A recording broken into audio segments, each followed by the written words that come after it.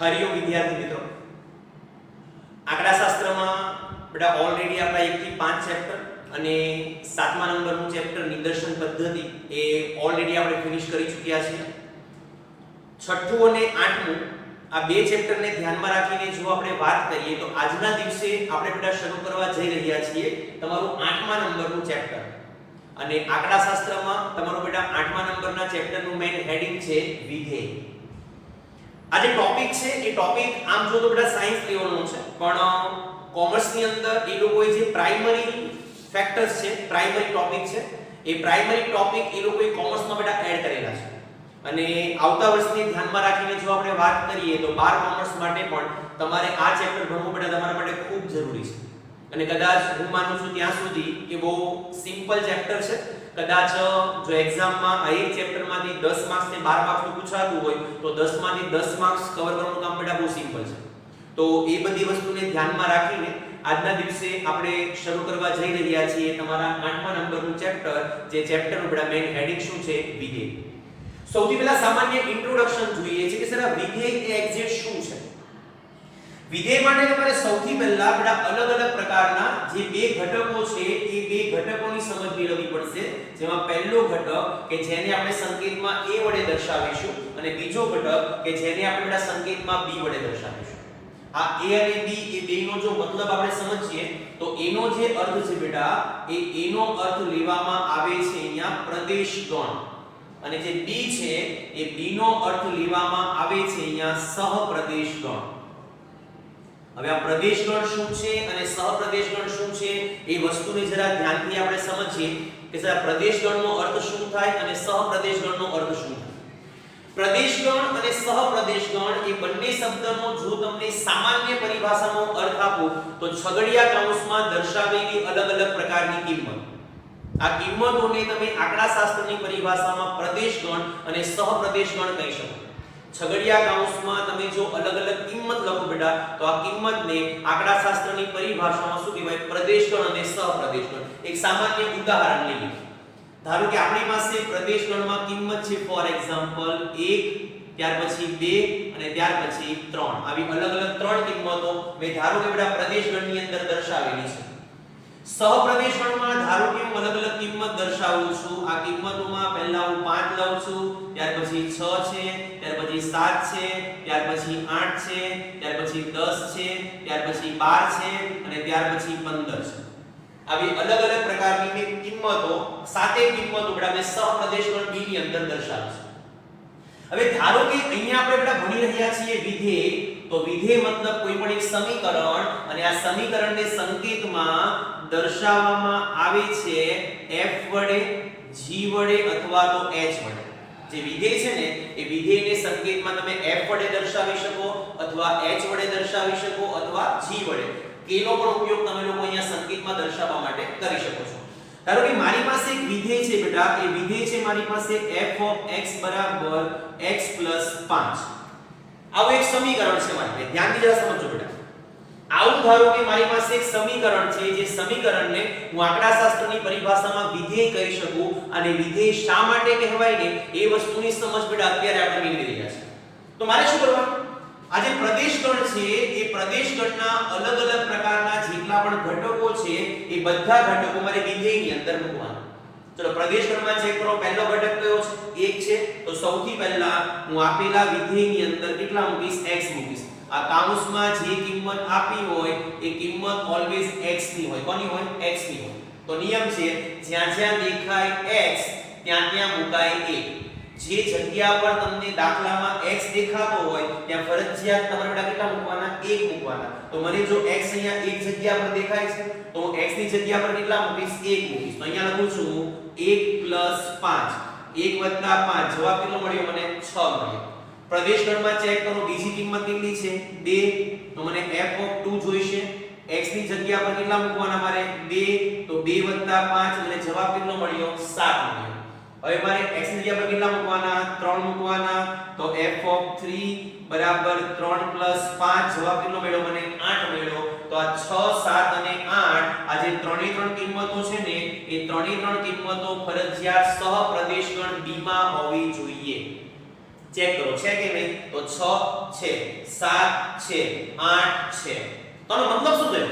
આનો મતલબ એ થયો કે આ A અને B જે છે ને, પ્રદેશ ગણ A અને પ્રદેશ ગણ B, આ બંને ગણ એ ફરજિયાત ચોક્કસ નિયમો,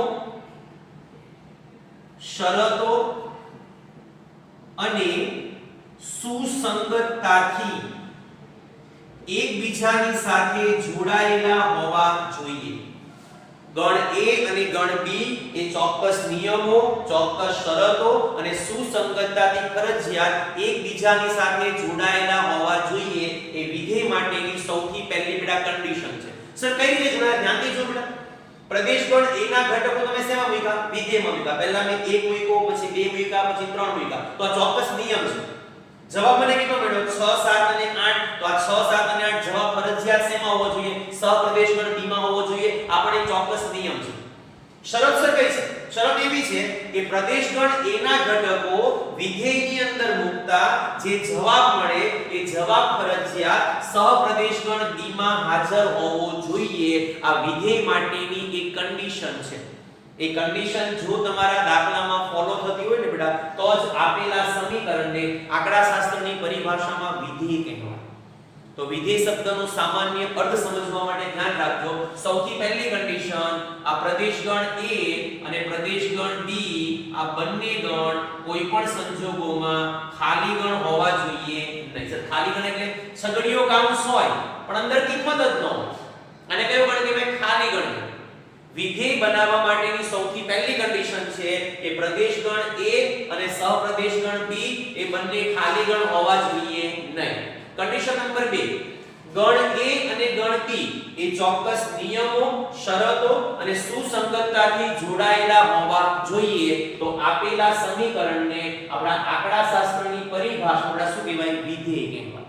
તો વિધેયની વ્યાખ્યા ક્લિયર થાય છે બેટા? ફરી એકવાર વિધેય કોને કહેવાય? તો પ્રદેશ ગણ A અને સહપ્રદેશ ગણ B ખાલી ગણ ન હોય અને ગણ A અને ગણ B ચોક્કસ નિયમો, શરતો અને સુસંગતતાથી જોડાયેલા હોય તો A અને B ને આંકડાશાસ્ત્રની પરિભાષામાં વિધેય તરીકે ઓળખાવી શકો. અહીંયા અલગ અલગ ત્રણ વસ્તુ મેં અગત્યની વિધેય માટે. એક છે પ્રદેશ ગણ A, એક છે પ્રદેશ ગણ B અને ત્રીજું આ જવાબ કેટલો મળ્યો? 6, 7 અને 8. આ જવાબને આંકડાશાસ્ત્રની પરિભાષામાં બેટા કહેવામાં આવે છે વિસ્તાર.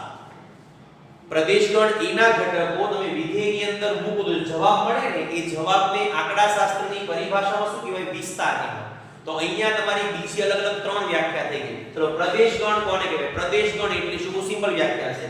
ગણ A અને ગણ B ચોક્કસ નિયમો, શરતો અને સુસંગતતાથી જોડાયેલા હોય તો ગણ A ને પ્રદેશ ગણ તરીકે ઓળખવામાં આવે છે. સહપ્રદેશ ગણ B કોને કહેવાય? એ પણ સિમ્પલ છે. ગણ A અને ગણ B ચોક્કસ નિયમો, શરતો અને સુસંગતતાથી જોડાયેલા હોય તો ગણ B ને સહપ્રદેશ ગણ તરીકે ઓળખવામાં આવે છે. તો સર વિસ્તાર કોને કહેવાય? વિસ્તાર એટલે શું? આ શું છે? વિધેય. આ વિધેયમાં કોની કિંમત મૂકવાની? પ્રદેશ ગણ. તો જવાબ મળે. જે જવાબ મળે ને એ જવાબને આંકડાશાસ્ત્રની પરિભાષામાં કહેવામાં આવે છે પ્રતિબિંબો. શું કહેવાય એને? પ્રતિબિંબો. જે પ્રતિબિંબો મળે એ પ્રતિબિંબોને આંકડાશાસ્ત્રની પરિભાષામાં કહીશું આપણે વિસ્તાર. તો વ્યાખ્યામાં શું લખવાનું? સિમ્પલ વ્યાખ્યા છે બેટા. પ્રદેશ ગણ A ના ઘટકો, પ્રદેશ ગણ A ના ઘટકો વિધેયમાં મૂકતા જે પ્રતિબિંબો મળે એ પ્રતિબિંબોને આંકડાશાસ્ત્રની પરિભાષામાં કહેવાય વિસ્તાર. વિસ્તારને અંગ્રેજીમાં કહેવાય રેન્જ. શું કહેવાય એને? રેન્જ. એટલા માટે તમે વિસ્તારને પેલા સંકેતમાં r વડે દર્શાવી શકો. સૌથી પહેલા વિધેય ચેપ્ટર સમજવા માટે તમારા માઇન્ડમાં બેટા આવા અલગ અલગ પ્રકારના ચાર કન્સેપ્ટ ક્લિયર હોવા જોઈએ. ચલો સૌથી પહેલા વિધેયની વ્યાખ્યા બધા લોકોને ક્લિયર છે? ફટાફટ એકવાર રિપીટ કરી નાખીએ. વિધેય કોને કહેવાય? પ્રદેશ ગણ A અને સહપ્રદેશ ગણ B ખાલી ગણ ન હોય અને ગણ A અને ગણ B ચોક્કસ નિયમો, શરતો અને સુસંગતતાથી જોડાયેલા હોય તો A ને B નું વિધેય કહેવામાં આવે છે. પ્રદેશ ગણ કોને કહેવાય? તો ગણ A અને ગણ B ચોક્કસ નિયમો, શરતો અને સુસંગતતાથી જોડાયેલા હોય તો ગણ A ને પ્રદેશ ગણ કહેવાય અને ગણ B ને સહપ્રદેશ ગણ કહેવાય. વિસ્તાર કોને કહેવાય? તો પ્રદેશ ગણ A ના ઘટકો વિધેયમાં મૂકતા જે પ્રતિબિંબો મળે એ પ્રતિબિંબોને બેટા શું કહેવાય? વિસ્તાર.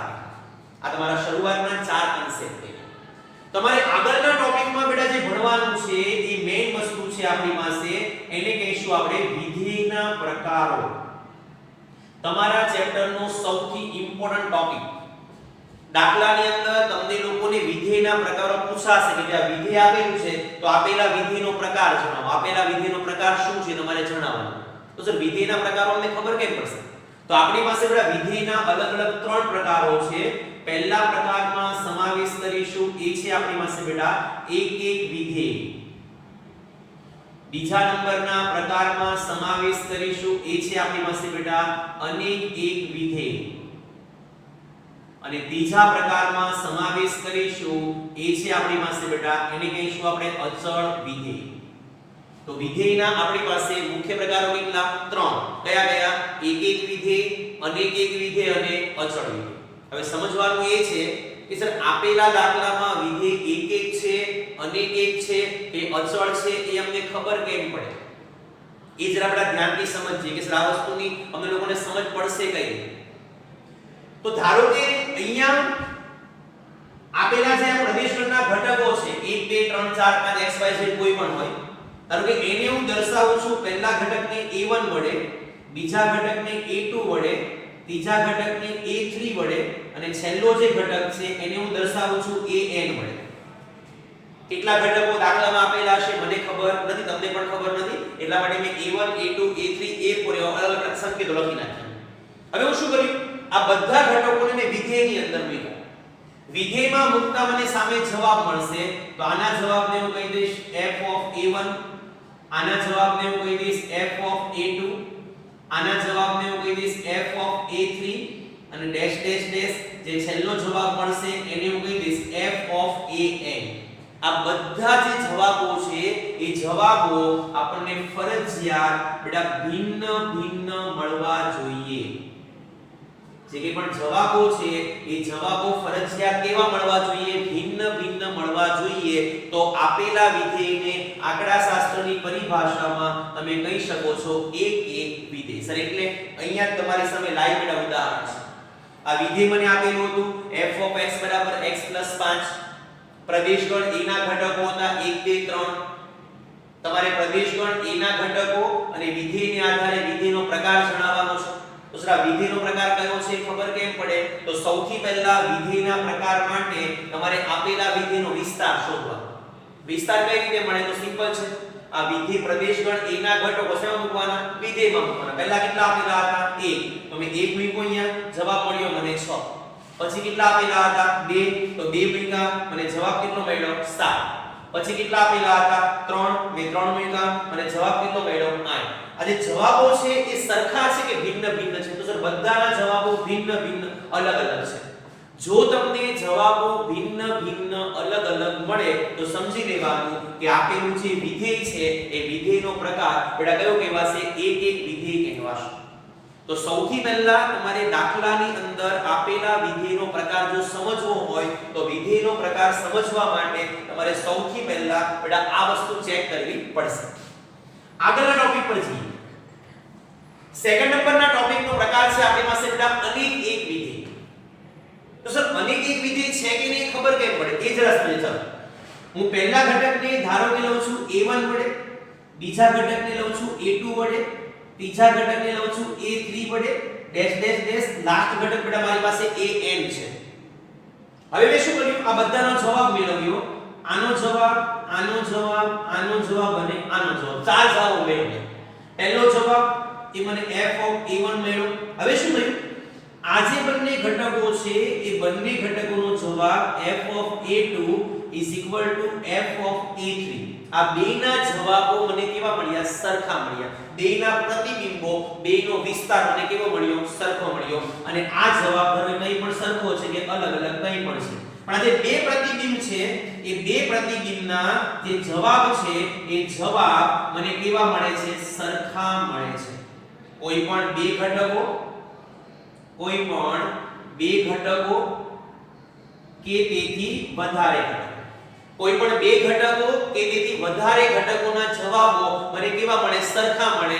જો કોઈ પણ બે ઘટકોના જવાબ સરખા મળે કે વધારે ઘટકોના જવાબ સરખા મળે તો સમજી લેવાનું કે આપેલું જે વિધેય છે એ બધા વિધેયનો પ્રકાર એ તમારો કયો કહેવાશે? અનેક એક વિધેય. કોઈ પણ બે જવાબો આ જે અલગ અલગ ઘટકો છે એ અલગ અલગ ઘટકો તમે આની અંદર મૂકો ને તો તમને લોકોને મળતા જવાબોમાં કોઈ પણ બે જવાબ કેવા જોઈએ? સરખા હોવા જોઈએ. જો કોઈ પણ બે જવાબ સરખા મળે તો સમજી લેવાનું કે આપેલું જે વિધેય છે એ વિધેયનો પ્રકાર કયો છે બેટા? અનેક એક વિધેય છે. ત્રીજા નંબરના પ્રકારની વાત કરીએ એ છે બેટા આપણી પાસે અચળ વિધેય. તો સર અચળ વિધેય કોને કહેવાય? અહીંયા અલગ અલગ પ્રકારની ચાર કિંમત લઉં છું. પહેલી કિંમત મારી પાસે a1 છે, બીજી કિંમત a2 છે, ત્રીજી કિંમત a3 છે, છેલ્લી કિંમત an છે. આ બધાના ધારો કે મને જવાબ મળતો યાદ રાખજો કે આ બધાના જવાબો ફરજિયાત મને સરખા મળશે. f of a1 is equal to f of a2 is equal to f of a3 is equal to f of an. આ ચારે ચારના જે જવાબો છે એ જવાબો ફરજિયાત મને કેવા મળવા જોઈએ? સરખા મળવા જોઈએ. એક પણ જવાબ અલગ આવવો જોઈએ નહીં. જો એક પણ જવાબ અલગ ન આવે તો સમજી લેવાનું કે આપેલું જે વિધેય છે બેટા એ વિધેયના પ્રકારને કયો પ્રકાર કહેવાય? અચળ વિધેય કહેવાય. તો વિધેયના ત્રણ પ્રકારો ક્લિયર થાય છે. હવે સર વ્યાખ્યામાં શું લખવું એ સમજીએ બેટા. ચલો પહેલો પ્રકાર છે આપણી પાસે એક એક વિધેય. કે ભાઈ એક એક વિધેય એટલે શું? એક એક વિધેય કોને? બહુ સિમ્પલ વ્યાખ્યા છે. પ્રદેશગણ a ના ઘટકો, પ્રદેશગણ a ના કોઈ પણ બે કે તેથી વધારે, પ્રદેશગણ a ના કોઈ પણ બે કે તેથી વધારે ઘટકો તમે શેમાં મૂકો છો? વિધેયની અંદર મૂકો છો. તો વિધેયમાં મૂકતા શું મળે તમને? પ્રતિબિંબો. આ પ્રતિબિંબો આપણને કેવા મળવા જોઈએ? તો કે સર ભિન્ન ભિન્ન મળવા જોઈએ. તો આપેલા વિધેયને શું કહેવાય? એક એક વિધેય. પ્રદેશગણ a ના કોઈ પણ બે કે તેથી વધારે ઘટકો માટે મળતા વિધેયના પ્રતિબિંબોની કિંમત ભિન્ન ભિન્ન હોય તો આપેલા વિધેયને એક એક વિધેય કહેવાય. બીજા નંબરનો પ્રકાર છે અનેક એક વિધેય. કોઈ પણ બે કે તેથી વધારે ઘટકોના જવાબો કેવા મળવા જોઈએ? સરખા. જવાબને શું કહેવાય? પ્રતિબિંબ. તે જ વ્યાખ્યામાં લખો.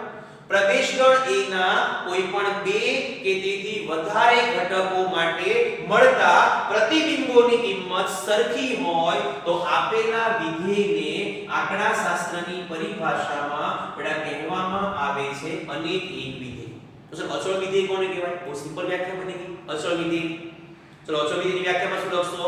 પ્રદેશગણ a ના દરેક ઘટકો માટે મળતા પ્રતિબિંબોની કિંમત સરખી હોય એટલે કે સમાન હોય એવા વિધેયને આંકડાશાસ્ત્રની પરિભાષામાં બેટા કહેવામાં આવે છે અચળ વિધેય. તો તમારે પ્રેક્ટિકલી દાખલાની અંદર આ વિધેયના પ્રકારો બેટા શોધવા પડશે કે આપેલું વિધેય એક એક વિધેય છે, અનેક એક વિધેય છે કે અચળ વિધેય છે એ તમારે સૌથી પહેલા સમજવું પડશે.